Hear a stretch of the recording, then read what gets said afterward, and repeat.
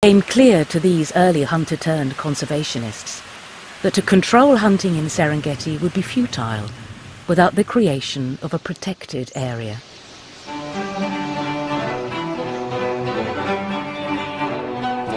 So in 1951, after the distraction of the Second World War, Serengeti National Park was created just in time for the coronation of Queen Elizabeth II. And that park stretched from Lake Victoria in the west, and then eastwards to include Ngorongoro Crater and across the plains.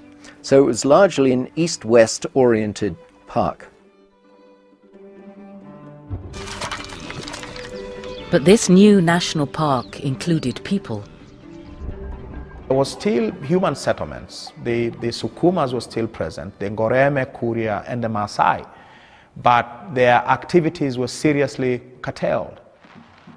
In the eyes of the local people, this new protection was incomprehensible.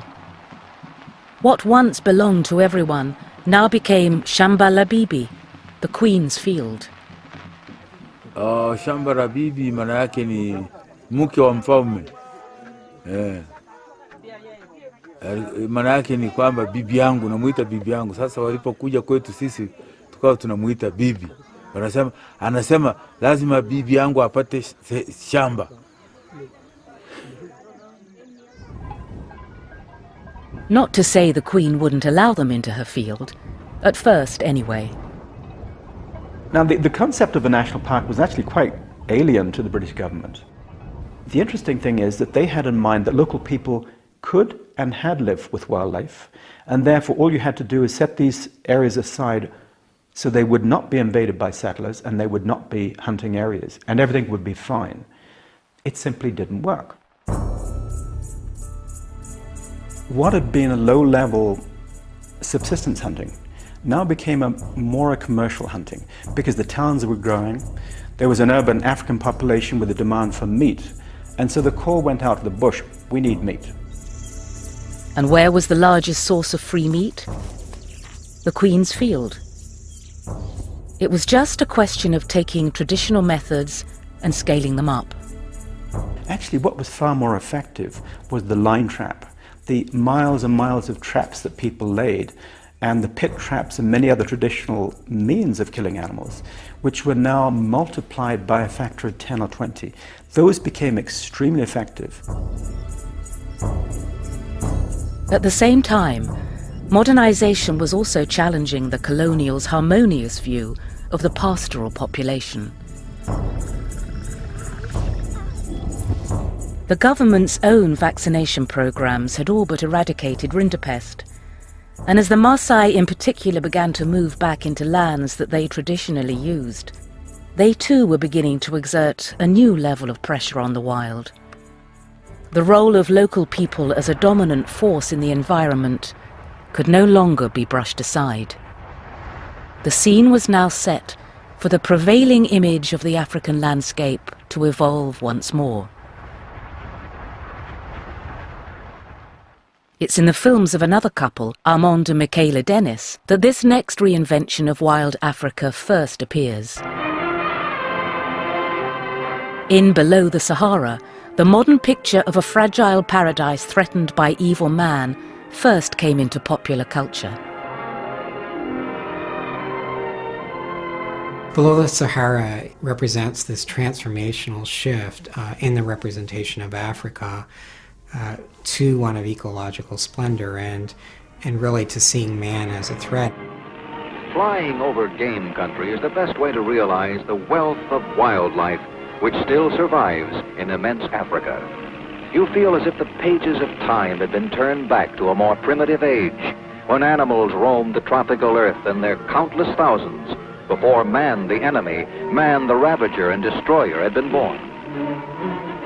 This scene really represents a pristine wilderness, nature in its purity, before man the destroyer had entered the scene.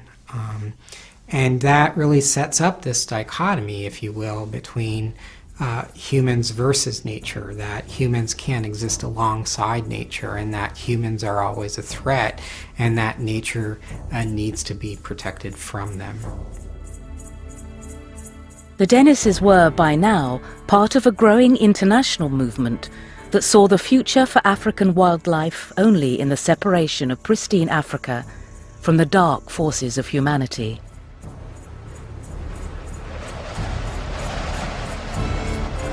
The political champions of this emerging view were a London-based group of well-connected hunter-turned-conservationists, the Society for the Preservation of the Fauna of the Empire. Some people called it the Penitent Butchers Club because it was made up of a lot of hunters. The Serengeti was to be the first and the crown jewel of Britain's national parks within the empire. And so there were a lot of people who felt very passionately about its preservation.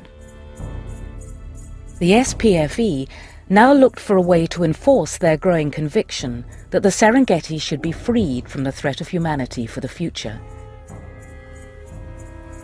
Their attention was drawn to another national park for inspiration. Not an African park, but an American one.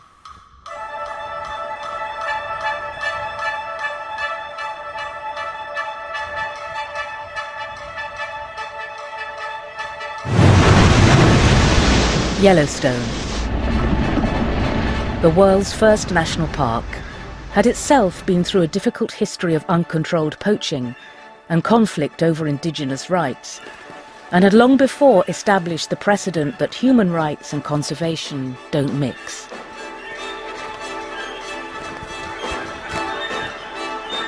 Largely as a result of its high-profile relaunch, by none other than Theodore Roosevelt, it had long ago become the shining example of world conservation. Yellowstone National Park in the United States provided a model that was then applied all across the colonial world. So Serengeti is the best example of the Yellowstone idea, an area of fantastic ecological wonder, being emptied of the social presence that had been part and parcel of that ecology. For the new hardline conservationists, Yellowstone offered the perfect template for Serengeti, a park without people. But back in East Africa, the local colonial administration wasn't convinced that moving people out of Serengeti was a good idea. More and more, the debate came to focus on the fate of the most numerous people in the park, the iconic Maasai. There was actually quite a bit of tension between the local colonial administrators who understood these people's relationships to place and what their livelihoods were about, were telling people, you're crazy, you can't just throw these people out of this park. It's going to be catastrophic, plus they're going to hate it. You know, if you really want people to hate animals, then, you know, go ahead and throw these people out of this park. As the rift grew between the powerful conservationists in London and the local colonial government, the future